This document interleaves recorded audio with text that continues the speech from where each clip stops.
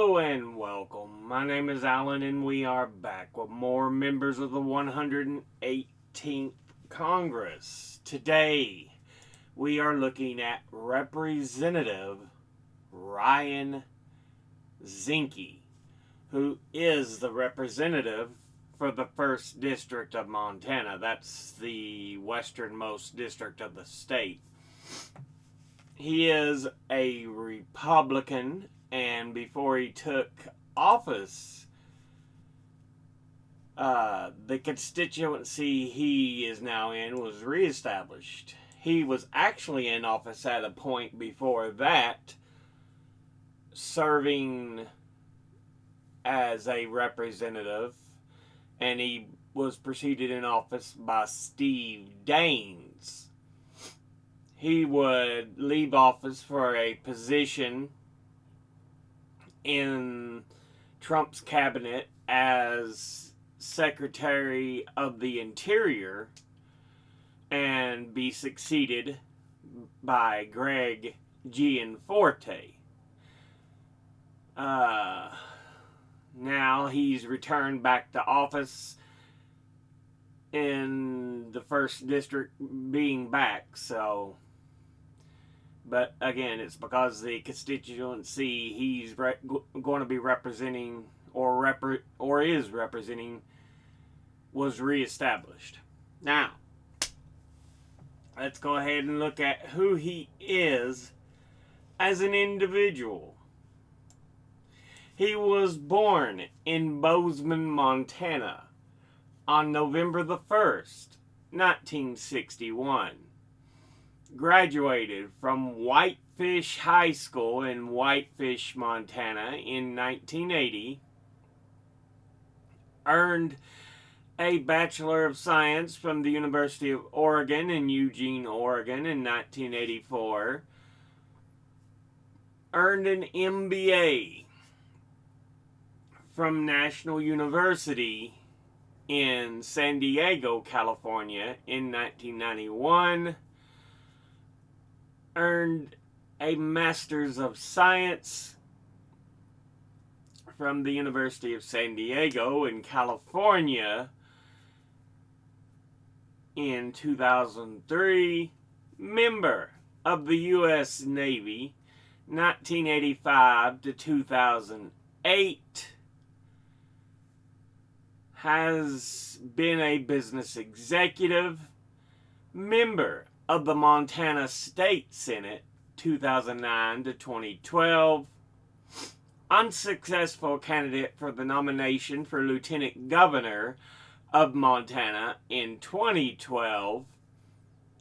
Was elected as a Republican to the 114th and 2 following Congresses until his resignation on March 1st, 2017, becoming Secretary of the Interior in the cabinet of President Donald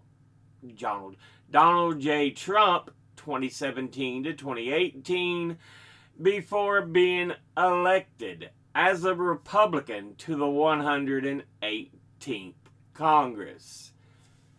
So, let's go ahead and look at the committees he is on. He is on the Committee on Appropriations, of which he's on the Subcommittee on Interior, Environment, and Related Agencies, the Subcommittee on Military Construction, Veterans Affairs, and Related Agencies, and the Subcommittee on Transportation, Housing, and Urban Development, and Related Agencies. He's on the Committee on Foreign Affairs, of which he's on the Subcommittee on Middle East, North Africa, and Central Asia. Now, let's go ahead and look at his top 5 industry donors over his career. At the top, retired, who have donated $3,881,777. Next is Republican conservative groups, who have donated $577,534. Next is Real Estate, who have donated $326,512. Next is Leadership PACs, who have donated $307,354. And fifth is Securities and Investment, who have donated $305,661. Now let's go ahead and look at his top 5 individual donors and contributors over his career. At the top, number 1, we have ConocoPhillips. They are an American multinational corporation engaged in hydrocarbon exploration and production and is based in the energy corridor of the District of Houston, Texas. The company has operations in 15 countries and production in the U.S., 49% of 2019 production. Norway, 10% of 2019 production. Canada, 5% of 2019 production. Australia, 12% of 2019 production. Indonesia, 4% of 2019 production. Malaysia, 4% of 2019 production. Libya, 3% of 2019 production. China, 3% of 2019 production, and Qatar, 6% of 2019 production. The company's production of the U.S. included production in Alaska, the Eagle Ford Group, the Permian Basin, the Bakken Formation, the Gulf of Mexico, and the Anadarko Basin.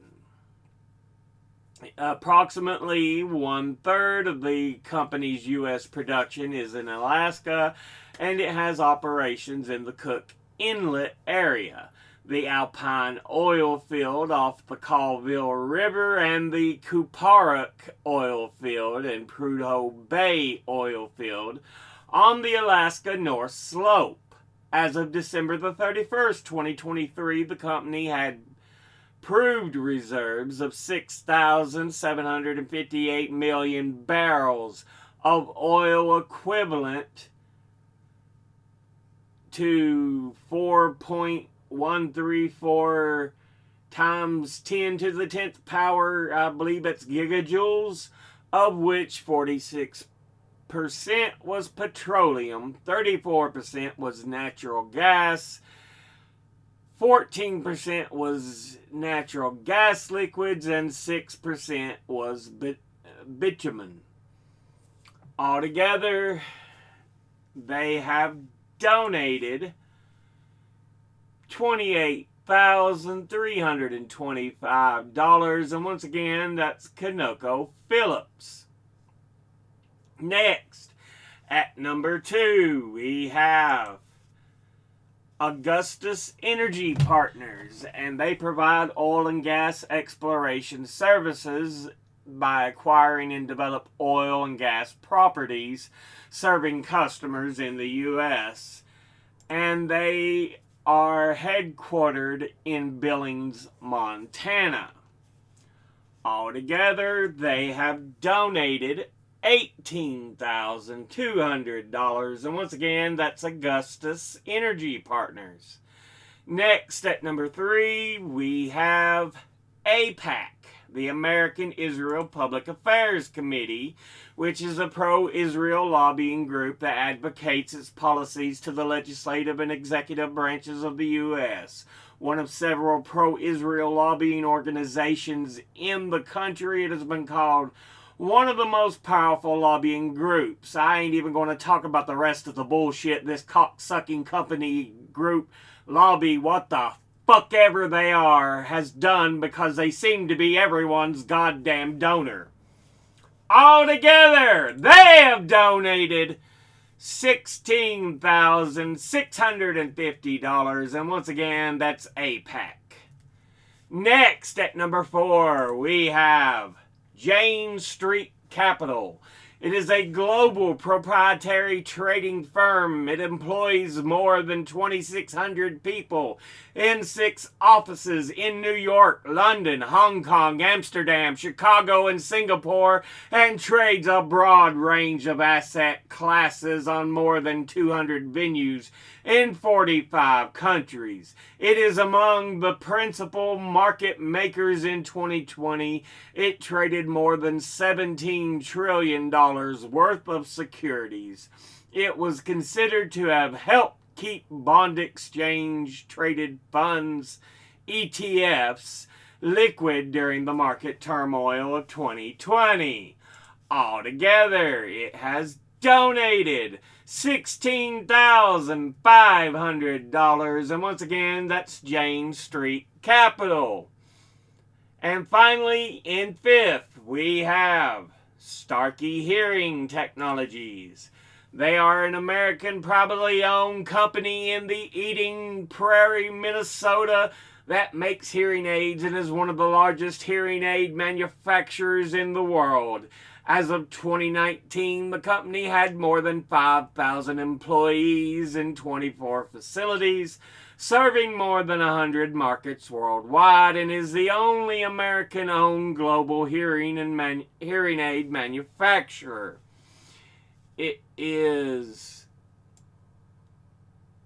founded in 1967, and altogether it has donated $16,500, and once again, that's Starkey Hearing Technologies.